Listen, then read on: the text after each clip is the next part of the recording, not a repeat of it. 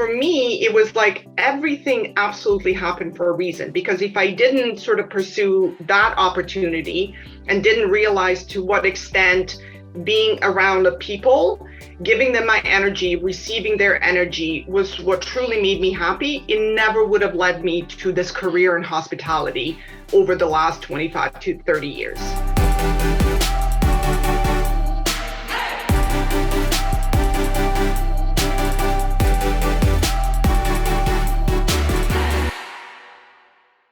Hello and welcome to the Mentors Edition. I'm Michelle Chikanda and I'm delighted that you've decided to join me for yet another episode. Today I'm going to be talking to Tanya Pratt, who is the VP of Strategy and Product Management at Oracle Hospitality. Quite a mouthful. But what is even more of a wonder, if you like, is how this woman has constructed her career. She's moved from ops to tech. She's had babies, she's navigated a lot of the challenges that you and I are facing as we are on our journey upwards. But what I love about her story is she's going to share with us why you shouldn't listen to my advice. And my advice is always, have a plan, try and be as clear as possible, because if you have a vision, you're going to, be able to achieve far more than without one. Tanya has a different view. She says, you don't always have to have a plan and it can still work. In fact, she talks about how not having a plan has allowed her to see more opportunities because she's not wedded to just one thing. She's talked about how to know when it's time to move on in one direction or the other, but without necessarily having that little piece of paper that's like an instruction manual. And this is what I love about her story. It is real. It is talking about practical ways that you can improve your career. But not only that, it's veering away from what we are traditionally told. And that is why I love doing this podcast, because you just get to hear people that say, I didn't do it the traditional way and I succeeded. And you can too. And here's how. So here's Tanya's interview. I hope you like it. Send me your questions. I love hearing from you, and these interviews become better the more we hear from you. Here's Tanya. Tanya, thank you so much for joining me. I'm really, really thrilled to be having a conversation with you, and I'm really, really looking forward to all the nuggets that you can share with our lovely listeners and how much wisdom there is in your story. So let's dive right in. Tell us a little bit about your childhood. Sure. So my parents immigrated to Canada when I was very young. And I didn't realize to what extent that sort of had a very, I would say, profound impact on me, because kind of being dislodged from everything that the language that you grew up speaking, because we came from a country where English wasn't the primary language, and sort of being put into an environment where you just kind of have to figure it out. And what I realize only now when I reflect on that is that that's sort of what I have used for like kind of through the rest of my life and career, is you just figure it out. Okay. And I said, I love that. This idea of there's no need for certainty. It's just if you're thrown into a situation, you make it work. You make it sort of work. And I think a lot of time, sort of what we hear is this idea of you need to have a plan in order to be successful there. You need to kind of have a list of items, things that you want to achieve. And that in itself can create a lot of pressure, because sometimes you just don't know. And as long as you believe in yourself and can kind of adapt to that situation, then in the end, it can work out. But again, the environment that sort of grew up in, and I grew up with an older brother. Some would call him a genius. I try not to, because maybe he'll be listening to this, and we don't want him to, at the next family gathering, bring that up. But definitely what would be considered an overachiever, and did very well kind of in school and in athletics and all of that. And, people often ask me, like, did I feel intimidated by it? Did I think that I will forever be in his shadow, and therefore what's the point kind of trying? And the honest truth is no. I don't think that I ever really sort of thought about it. It was his life and my life was mine. And it wasn't even an effort to like, oh, I'm going to be, better than him, but I was on my own path and he was on his own path. So I think probably there was always a little bit of maybe an internal competition, which was healthy, but never one that resulted in animosity and comparison of achievements. Right. But I mean, he certainly didn't make me feel that way either. Yeah, I mean, what typically happens is, I have older brothers and I constantly compared myself to my older brothers because they, got to do so much more. They didn't have to do housework. And it was this idea, my mum always used to say, don't compare, you are different children. But you somehow had this hardwired into you that my journey is my own and his journey is his own. And there is no need to compare the two, which probably helped you not get the woman complex, right? This is happening to me because I'm female. This is happening to me because I'm a girl. But actually you were like, no, the two things are very separate. Yeah, most definitely. And I think, I think it's common and it's human nature to sort of look at people beside you, whether it's in personal life or, school life or athletics or anything like that, where I think it's hardwired in us to compete on some levels. It's why even, in sports teams, it's like only one gold medal that gets provided and all of that. So I think you can either use that as an anchor or as a springboard or have it be your anchor. And for me, definitely, as I sort of spend time kind of reflecting upon, what are all those things that kind of combined together drove me to where I am today, I very much used it as a springboard. It was never going to be something, oh, I'm never going to achieve that, so I'm not even going to bother trying. It's like, let me see what I can do on my own. Yeah. Irrespective of how excellent and amazing and how incomparable my brother is, I will see what I can do and I will live my own life. I absolutely love that because now we move on a little bit further. You use this, the two things that we talked about, this, I'm going to make it work and my journey is my own. This mindset proceeds to when you first go to university. Tell us a little bit about that. You go to university, what do you study and what happens? Yeah, so all the way through high school, I excelled in the sciences, so the maths and sciences. And so in sort of a discussion with the guidance counselor at the end of high school, as I was applying to universities, there was sort of a very clear indication of what I should pursue, which is a career in sciences. That's just what you do. So that's what I did. And I went into university. I kind of had my sights set on something in the medical field, perhaps a doctor, physiotherapist, kind of pharmacist. That was going to be my journey.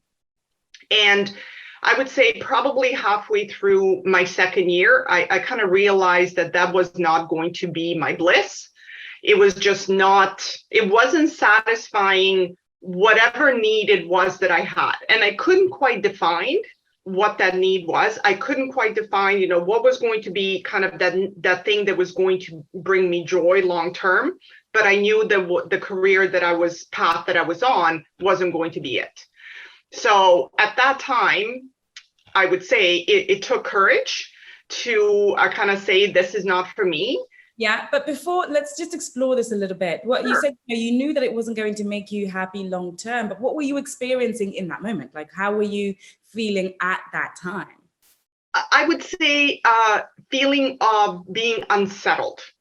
So it was, couldn't put my finger on exactly what the feeling is, but it just made me unsettled. Every day was sort of walking and going, this is not it, this is not it, this is not it. Not being able to identify exactly what was it, but just knowing that what I was feeling in that moment was making me unsettled, which ultimately made me unhappy, maybe not want to kind of put in as much effort as I kind of needed to put in and all of that. So a combination of all those different things, it was sort of drove me to go, this is not for me.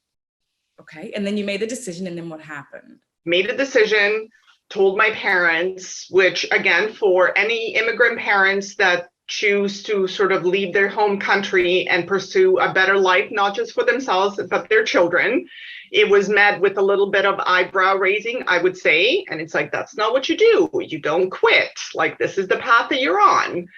But again, I think I've always been my own person and sort of let that kind of follow an internal guiding light. And I stuck to my guns and said, no, this is kind of what I'm going to do, and I'm going to try something else. So I pulled out of school at that time and thought, I'm going to take a little bit of time to figure out what truly gives me bliss and what I want to do next. And got a job working in a restaurant, which again was very difficult for people to sort of comprehend as to why I would pull myself off of this path that I was on and do something that was, just kind of a job with not really maybe a career path in front of me. Yeah, and linear career path in front of you. Yeah. But let's talk about there's societal pressure, whether it was coming from your parents, and obviously there's the prospect of your genius brother looming over your head every time you make a decision, and your friends and your peers and everybody thinking, oh my gosh, you have this science genius for a girl, which is rare, in quotes, and then you go and you become a waitress. This is what everybody's thinking. Like she's her career, her life has gone, to dust. It's going to become nothing. Yeah. How did you deal with that external, other people's views of your career decisions, and not, how did you veer away from the instinct to feel like a failure? Because if I put myself in that situation, I assume I would have felt like, okay, I failed. I've gone from a science degree, being a whiz, to working in a kitchen and, having people give me $1. Yeah. And that's a really good question. And again, having gone down that path, I have utmost respect for people that are in the service industry. And especially this day and age where they're so difficult to find because they have found other career options. Mm-hmm. I loved what I was doing when I was doing it. I really did, because it actually gave me a glimpse into what truly made me happy, which is being around people. And that is why there was a really, really important step in my journey. And yes, family, people that knew me were like, why would you do this? Not like it's beneath me. I never want to make it that. But it was like, just like, oh, that seems like a weird sort of sidetrack from the path that you're on. You know what I mean? Like that's kind of seems sort of odd. But for me, it was like everything absolutely happened for a reason, because if I didn't sort of pursue that opportunity and didn't realize to what extent being around the people, giving them my energy, receiving their energy was what truly made me happy, it never would have led me to this career in hospitality over the last 25 to 30 years. So I'm thankful for that moment every single day, which in the moment seemed like, well, that was like the most dramatic move that I could make. It was absolutely kind of what led me down the path that I'm on right now. Absolutely. And finding your joy, you do find joy in the simplest things. I remember one of my first jobs is I worked in retail for 4 years when I going through university.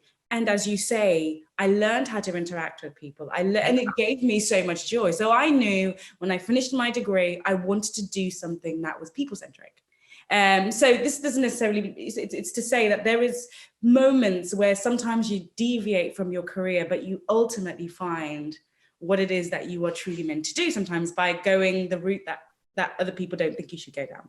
Yeah, absolutely. But just sort of to answer your earlier question about, how did I feel in that moment as people were sort of having these kind of opinions as to the move that I made, I fundamentally always sort of stuck to my convictions and I believed in myself. And I knew, even though I probably didn't realize it in the moment, and I wish I could define the feeling that I was feeling at that particular time, but it was like, I'm going to be my own person. I'm going to, not let the external influences have that deep of an effect on me, that it's going to, in the end, make me kind of change my mind or something. But it wasn't easy. There was pressure, family, friends to kind of go, get back on the path for probably, about 2 years that I had sort of deviated from it. And it's like, no, this is the right thing for me, some sort of internal fire or drive or belief, or whatever you want to call it. But in the end, that's kind of what caused me, I guess, to stay focused and true to myself. Yeah, like during our previous chat, I asked you a question and I found the response that you gave me really interesting. So I'm going to ask it again. Yeah. And that is the question, did you ever cry? Did you crumble? Did you have faltering moments where you're like, I don't think I'm going to make it through this? Yes, and I still do. And I don't think that makes me less a person, weaker person, or anything like that. But I have always been in touch with my feelings and my emotions. And that is the way sometimes that these sort of difficult situations manifest themselves in. And as long as you have somebody there that's going to, you can kind of unload to, share these feelings with, and they can sometimes just sort of root you in the reality of situation and perhaps give you a different point of view. I think it's okay to feel however you feel. I think as women, especially, sometimes we sort of put a lot of pressure on ourselves to be really strong, to not show emotions, because a man would never show emotions. Why would we? If anything, the kind of leader that I am and that I want to continue to be is one with empathy and the one with emotion. I think that kind of brings us a little bit closer together with the people that we're working with. So I've absolutely had moments where I'm like, what is this going to kind of look like? And then I pick myself up and I'm like, all right, let's figure it out. Mm-hmm. Absolutely. And I think it's happened to the best of us, where you're just like, I just need to go home, have a cry, have a wine, and then I'll be back in at 7:30 and we can start again. And that's okay. Yeah. And that is so okay. And I say that to my kids, especially to my daughter all the time. It's like, have your moment, process your emotion, move on. Absolutely. But I think the worst thing is suppressed emotion. I think suppressed emotions is what leads us to dangerous places. Yeah. But yeah, so then what happens? Let's come back in. You're now working in hospitality. You're a waitress for 2 years. Then what happens? So I met a friend who was working in the same restaurant as me. And this was kind of in the summer, and she was just sort of through conversation and interacting. And again, when you get, a whole bunch of 20-year-olds working together and, partying together and having a good time together, all these sort of, conversations about careers and life sort of come out. And she told me that she was entering a program for hospitality and tourism management in a local university, and made it sound really, really interesting. And I thought, all right, well, let me try that. That sounds like a good thing. At that point, it has been sort of 2 years. I sort of realized that, okay, I've done this. I've proved to myself that I can be, successful and happy in doing and all of this, but what sort of next? And I applied and I got in, and that kind of, went through university for those 4 years, got my degree. While I was in school, there were opportunities for like co-op positions, so intern positions in a local hotel. And I applied for that, got in, and that was sort of got my first taste for hotel life, which I loved. And it's really the industry that I have been in since then. Amazing. So you graduate and then you start this rise in your career. And I want to ask you something about that a lot of people don't always share, because we have a tendency as human beings to gloss over the journey. Yeah. Like, yeah, I did that, but it's like, how? So I want to ask you a little bit about that. In the earlier parts of your career, when you were still quote unquote hustling, how did you create opportunities for yourself? How did you see the opportunity and say, okay, I can see that there could be a role there and I need to position myself for that? How did that work in your career? Yeah, so it's, the one thing about hotel life for sure is that you're sort of, it's either becomes part of your DNA or you get out, because it's grueling and it's a grind. It's a 24/7 business, which means then when you're frontline staff, you're working, shifts that starts at 6:30 in the morning, or maybe you're working shifts that start 11 o'clock at night, and you're just kind of in it all the time. And I never minded the grind. I never minded it. I never thought that it was like, oh, okay, this is not, I'm above it, or look at all my, degrees or all that kind of stuff. I just sort of enjoyed every minute, and it helped to have sort of the peers and the leadership within the hotel that I was at that was very sort of supportive and knew how to kind of manage, I would say, a younger workforce that was just trying to find themselves. So one opportunity led to another. After a year in that hotel, an opportunity presented itself for a different role. So I thought, okay, let me kind of try that role.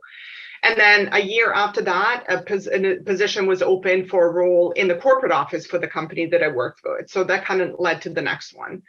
So it wasn't, I would say, maybe kind of a scripted way that I sort of handled it. It was just by being myself. It was just by the personality and a willingness to work hard and a willingness to say yes to no matter what was kind of thrown at me from a challenge perspective, that kind of led to the next thing. And in the end, when you have really good leaders that recognize talent and they're like, I know that this person has, the ability, or not only what they're doing kind of right now, but has, ambition, and maybe let's create some kind of opportunities for growth, and he's willing to take those opportunities for growth and embrace them, even though they may not look that glamorous in the moment. Then they will just sort of help support you to whatever the next path in the journey is.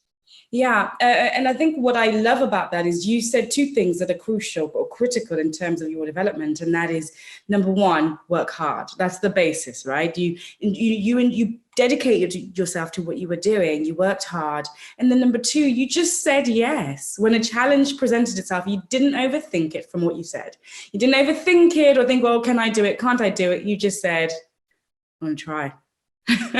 That's it, right? I'm going to try. They said I should go into this department. I'm going to try. And speaking of which, I want to now know how you made that jump into tech. How did you? Because this is, you're largely working on the corporate side, being client-facing, all of this stuff, and now tech presents itself. How does that happen, and what is that? Yeah. So before I go, I should also say that I spent 10 years kind of on the business operation side before I pivoted into tech. Mm-hmm. And during those 10 years, it was a lot of different things. So it was operations, then it was, some marketing, then some loyalty, then went into e-commerce, but it was literally as work presented itself. Mm-hmm. And there was a opportunity to kind of try something different. I just sort of raised my hand and I said, I'll do it. And it wasn't necessarily giving up the responsibilities that I had already. It was just adding on. So add on. So my scope kind of grew over time. It wasn't really an overnight thing. So when the opportunity presented itself to move into tech, and I didn't even realize that it was an opportunity, it was literally, kind of passing the CIO in the hallway that had a strategy and a thing that he wanted to achieve, which is sort of digital transformation of the company. And just kind of chatting with him about kind of what we were doing in operations and what he was doing in an IT. And he, at that time, that I would say probably early on, because that was, mid 2000s, knew that in order to transform the business on the technology side, he needed to get somebody that knew how to communicate and operate from within, meaning somebody from the business side, because they would understand how to sort of not only create the strategy for change, but be able to execute on it, because they lived it themselves kind of in their prior years. So he asked me, would I want to kind of move into IT and help lead this sort of technology transformation or digital transformation for the business? And I think I thought about it probably the longest that I've thought about anything, which was, how could I leave, my current role? And that was probably the first glimpses of like guilt that I kind of experienced later on as a parent, which is, everybody on the business side has been so good to me. They promoted me, they saw potential in me, they gave me all these opportunities. How could I just sort of leave them behind? I need to stay, I need to do this. And it was really, I don't know, I feel like I maybe woke up at 3:00 in the morning. I don't know. It sounds really like it would make for a good movie if I woke up at 3:00 in the morning and all of a sudden I had this epiphany that I kind of needed to make this change. But it was like that. It was in the moment kind of going, you know what, if I don't try this, I feel like I'm going to always ask myself, what if? And, the conversation that we had was on a Friday. I came in on a Monday and told my kind of current manager at that time that I was sort of leaving and I was moving one floor in the building and was now going to work in IT. And that also was another, again, fork in the road that had I not taken it, I'm sure I would have had a different path and a successful one. But this, I would say, was probably the most profound decision for me in that moment, because it led me to the career that I've had over the last 15 years. Yeah, but let's talk about where you were going. It wasn't, quote unquote, the sexiest role. At the time, we know now that it was the sexiest role, but at the time for you, it wasn't necessarily the sexiest seeming role, was it? No, I didn't. I probably didn't even really know what the role was. Because to me, and at that time, right, we're talking early 2000s, IT for most companies, especially in hospitality, was still, the people that like fixed your printer and like made sure that cables were plugged in. That was like, it is not what it is today, which is very much, having a seat at the table with business driving strategy. It was execution. It was, very technical stuff. It was like people that, knew math and were really good at that and all that sort of stuff. So the role, in a way, that was, I would say, a blessing for me, because it allowed me to define the role based on who I was as a person and what I thought the business could achieve. So it wasn't like walking into somebody else's shoes. It was a newly created role, which seems to have sort of been, I would say, the trend through most of my career, which is a new role that originated and I got to define it and mold it to sort of what my strengths are and what my vision was for the future.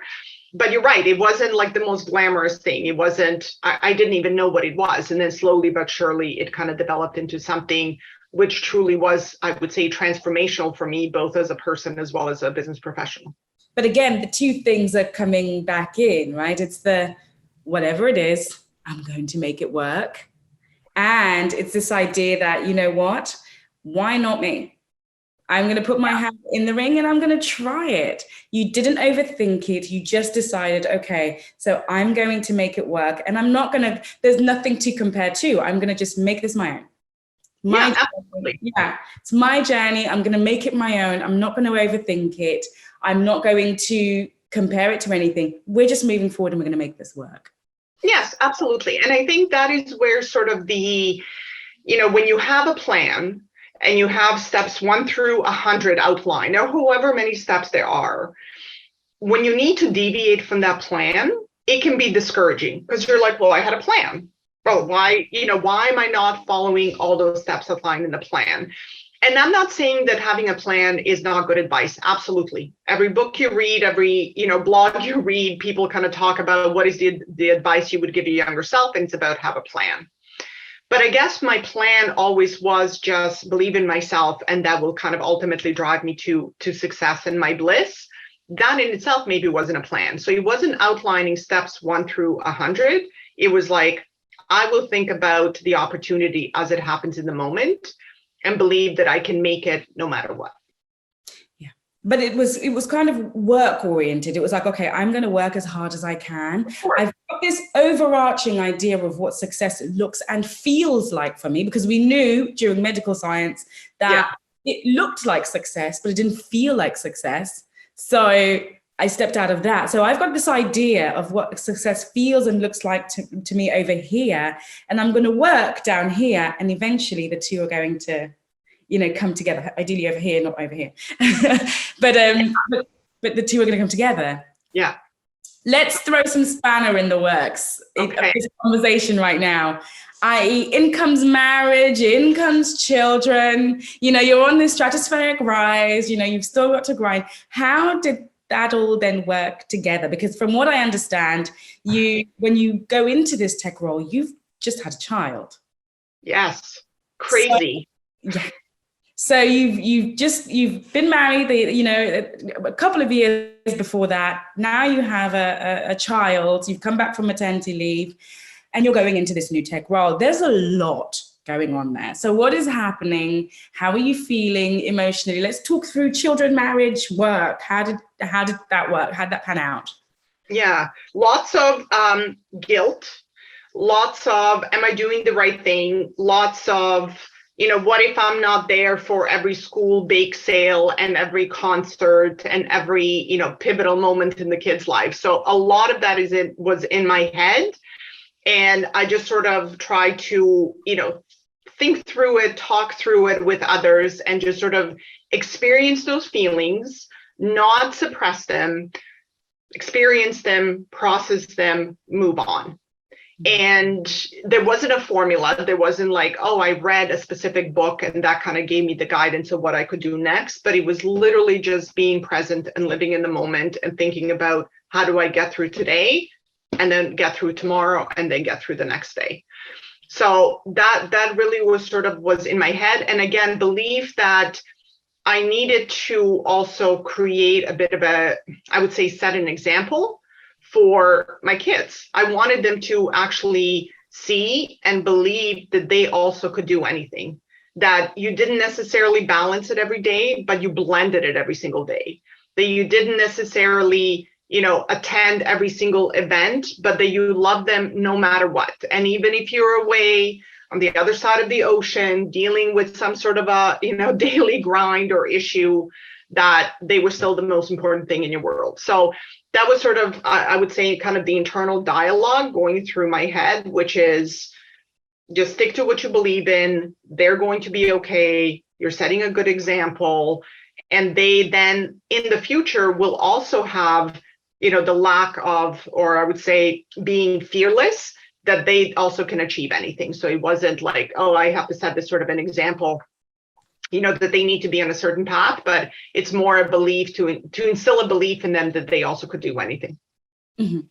And I think that's really powerful. What I loved, and I know you said you read it somewhere, but this idea of we don't need balance, really. We just need to blend everything together. It's more of a fusion. It's more of a dance than a strict measuring scales of trying to get everything, aligned. And I think that's really powerful, because the guilt is unfortunately kind of inevitable. You are going to feel those things because you do love your family and you do love your work. So it's going to either be work guilt or family guilt, but it is for the most part going to exist.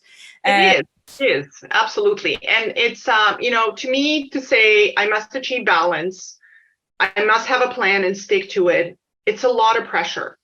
And it's a lot of pressure that ultimately results in lack of happiness if you don't hit all those milestones. Because then it's like, oh, look, I had a plan, but I failed. Versus it's like, and then the other thing that I think is a negative repercussion as a result of it is that you forget to be present. You forget to enjoy the moment because you're always like, the next milestone on my plan is X. And you get to the end of it and you realize that I actually have no recollection of the journey. And the beauty to me and the feeling of I've earned all of this is what happened during that journey. Absolutely. Absolutely. The journey is the magic. And when we look back, we see that, but when we're going through it, we forget to enjoy it. So absolutely right. I do want to ask another question though, which is regarding the journey. On this journey, you've got a young family, you've got new responsibilities, you're in a new environment in tech and in other, areas in your career as you move on, where you've probably found yourself, as everybody has, not really knowing what you're doing all the time and feeling uncertain. And so my next question really is, how did you ask for help? How did you ask for help in a way that didn't leave you feeling inferior and or, not being fearful, which is what sometimes happens. We feel like, okay, I'm in a new role and I'm a mum. I don't want to look like I don't know what I'm doing. I want to look like I'm, at the same level as my peers. But frankly, I don't know what I need to do right now, right this second with this specific task, project, etc. How did you ask for help? So step one was to give myself permission to ask for help. Yes. And that is, I would say, the biggest mental block that people have is giving yourself permission not to be okay.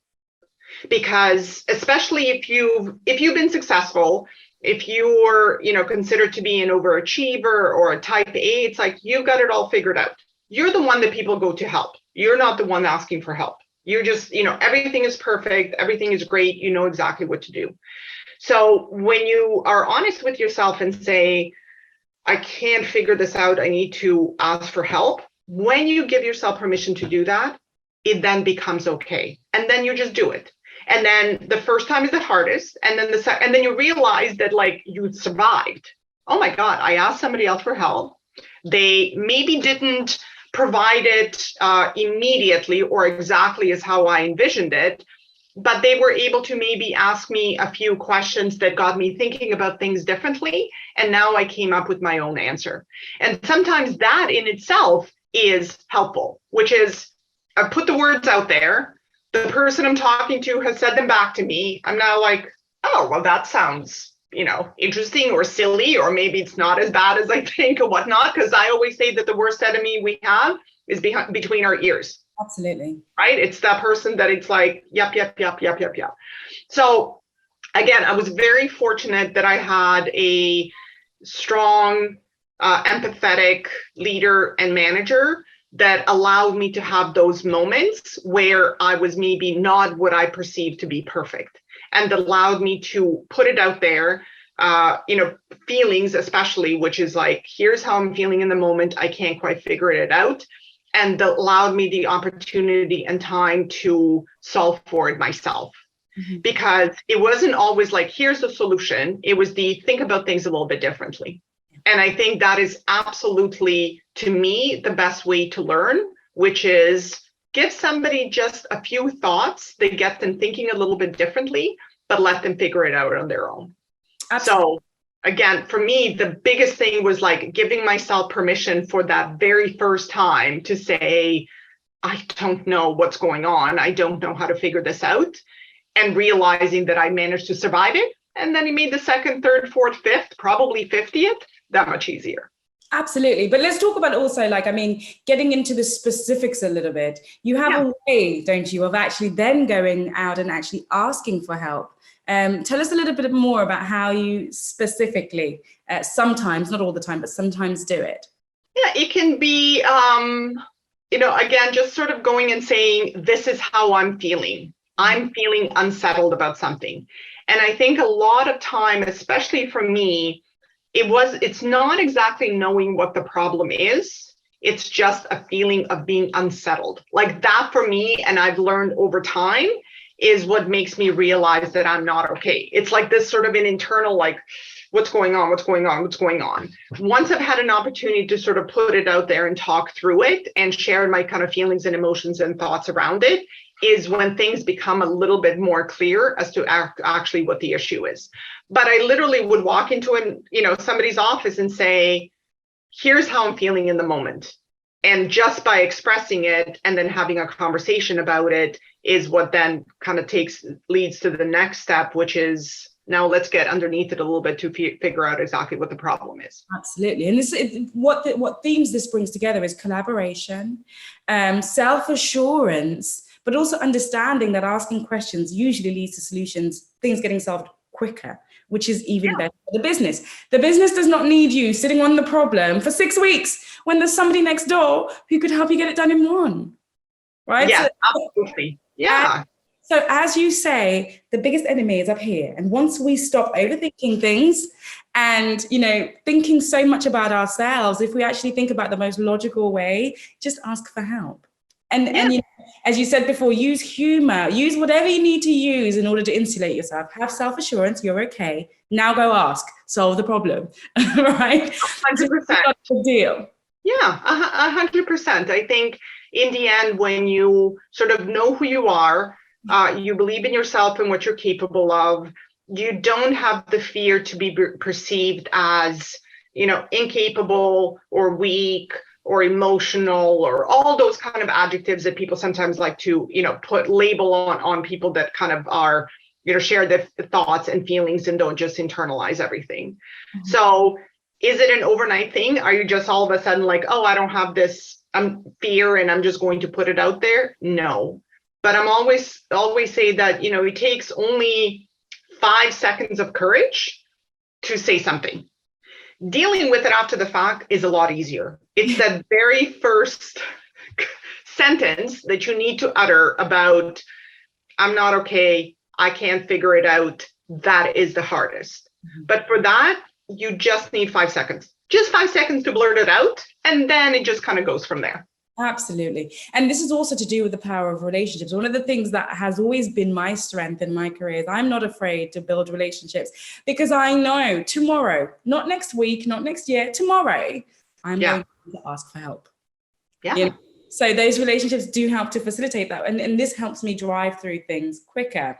Okay, so I'm going to ask you, we're going to move on a little bit. So you've navigated family and work, you've taken the leap into a tech role. This is the second leap now.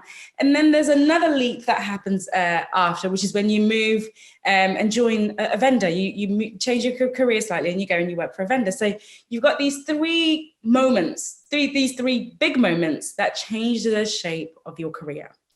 And a question that most people, ask when they're thinking about moving on is, how do I know when it's time to move on? I wish that there was a decision script that one follows, but it's like, if you have answered these questions with a yes, now it's time to move on. I want to go back to sort of that feeling of being unsettled. I think we all have those feelings. We just can't quite define them. We don't really know what that is. You just kind of like, it's this internal turmoil that's sort of happening. And it's not turmoil that it's like, I wake up every single morning and I'm depressed and I'm crying. It's not that. It could just be that you're like not feeling your authentic self in that moment.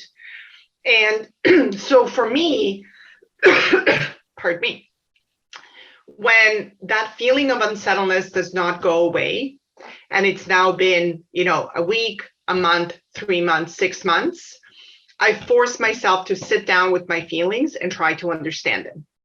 And it doesn't always, and it usually doesn't involve others. It's just me chipping away at it. And it's almost like internal diagnosis of what is causing all of this. And we all have the answer within us. We just need to give ourselves enough time to sort through them.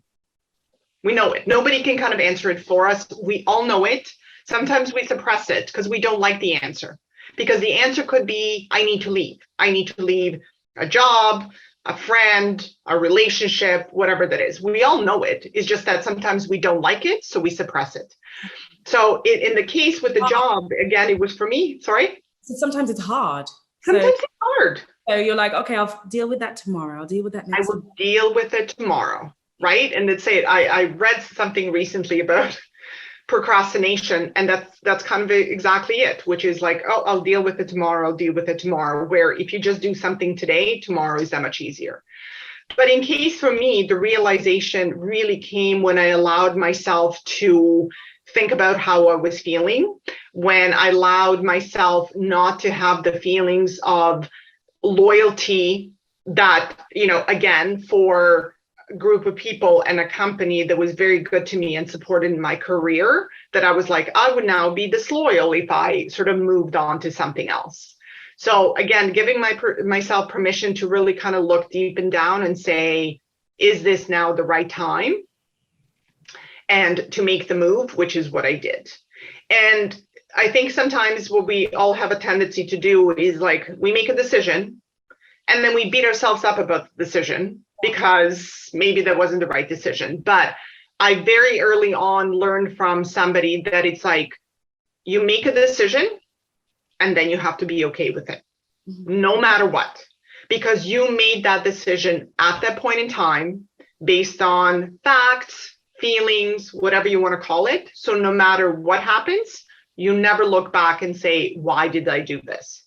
And that is sort of what I forced myself to do kind of in this most recent pivot, which is like, that is a decision that I'm making. It feels right. And I'm just going to make the best of it no matter what happens moving forward.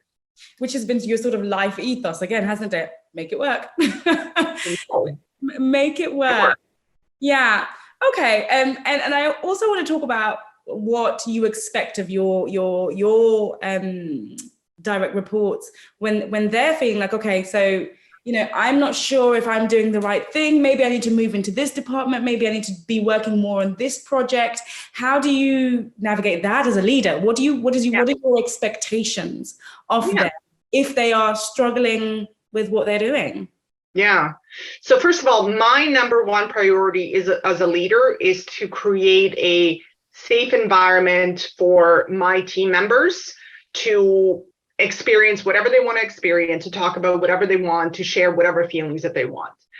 When they ask me those sort of questions, which is like, I'm being presented with an opportunity, or maybe I want to do something else, I ask them whether they are running towards something or running away from something, because it's two different things. If you're running towards something, which is like the greatest opportunity ever presented to it, or maybe not the greatest, maybe it's just seems right in the moment, go get it. I'm here to support you no matter what, and will help you when you get to the other side if you have any questions. But if you're running away from something, then let's get to the bottom as to what that is. Because people confuse the two. they're like, oh, an opportunity has created itself and it sounds so wonderful. But that is like, dare I say, grass greener, right? Everybody sort of thinks about that, which is like, no, I actually like the grass that I have. There's just these few little things that kind of bug me about it. So instead of trying to figure out how to sort of solve for it, they're like, I need to go somewhere else. And I think that is a really important question for all of us to ask ourselves when we presented those opportunities, which I also did of myself, which is, what is it that's driving me to want to make this decision? Is it because something that's missing or is not quite right or is making me unsettled in kind of my current role? Or is it truly that this is kind of the next step in my career and I really want to pursue it? So I think that's a really, really important question. Sometimes the answers come from the outside. Sometimes the answers come from within. I love that. I absolutely love that, because it is true. Sometimes we're sort of just chasing the next shiniest thing, but actually sometimes the shiniest thing is right underneath our feet if we just polish it a little bit, right?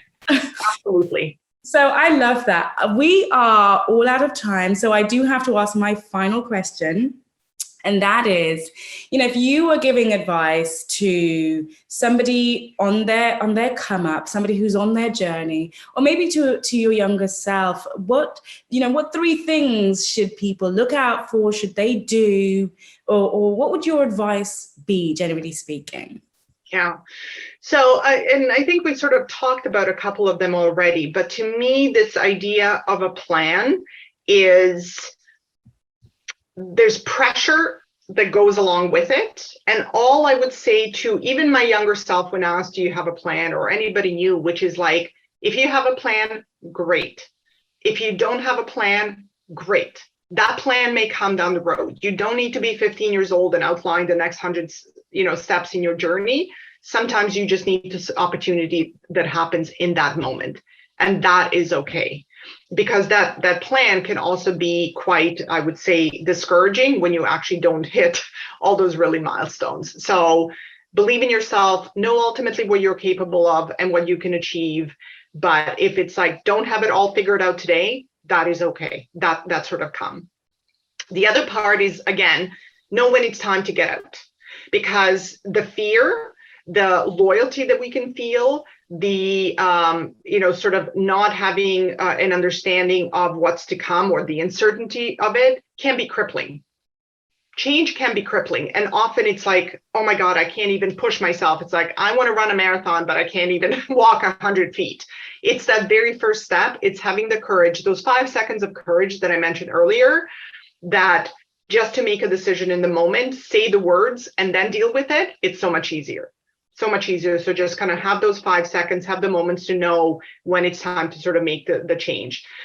And the last one, and I have to sort of keep repeating this back to myself because I didn't truly come to understand it until I would say maybe the last 4 to 5 years, is appreciate the grind. Enjoy it, appreciate it. It may be really, really difficult as you're going through it. You may think that you're above it. Oh, I've had all this schooling. Why do I have this job? I should have a different job. It may feel like you're never going to get through it. But when you get through the other side, you get a feeling of, I've earned it. I deserve to be here. And nobody can take that away from you. I think on the last call, we sort of talked about the imposter syndrome. And I now go, no, I don't feel an imposter. It's 25 years of grind that got me to this. So yeah, no, I don't feel like an imposter. Maybe years ago, but at this point in time, because that grind made me who I am today, it made me, worth it to be here.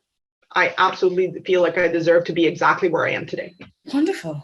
Wow. I mean, yeah, thank you for that, Tanya. That was inspiring. And I learned a lot from that conversation for my own journey. And I won't go into the details of exactly what, but I think what I'm inspired by is your ability to say, okay, I am on a journey. It doesn't have to be structured. It doesn't have to be planned. If it is, great, as you said. But for the most part, what eliminating the plan does is it allows me to be present.